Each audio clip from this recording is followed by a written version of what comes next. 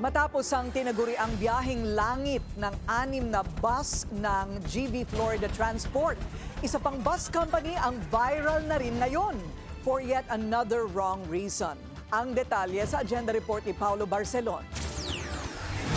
Hindi raw mala Formula 1, kundi nag-convoy lang. Yan ang paliwanag ng GV Florida Transport sa viral video ng kanilang mga bus na naging mitya ng kanilang suspensyon.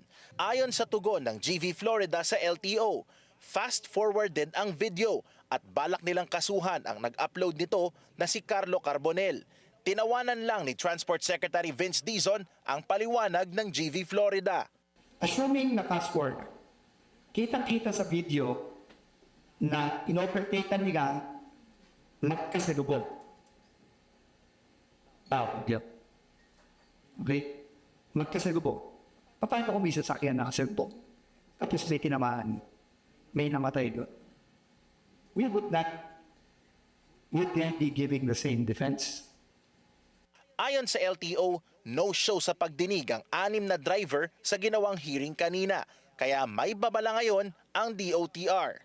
Pag hindi nila tinibak yung mga driver, kakansigahin ng LTO yung registration ng mga bus ng mga buses na ingo. And hindi nila magagamit siya. We're giving them until Monday. 3 lisensya na lang ang hinahanap ng mga otoridad dahil ang unang 3 revoked at nasa kustodiya na ng LTO. Nakipag-usap na rin daw ang ahensya kay Carbonell para malaman kung totoo ngang fast-forwarded ang video. Nakatakda naman ang hearing ng GV Florida sa June 25 para malaman kung dapat ba itong tanggalan ng prangkisa. Samantala, sinuspinde na rin ng LTO ang lisensya ng driver at konduktor ng Precious Grace Transport Bus na nasangkot sa isa pang viral na insidente.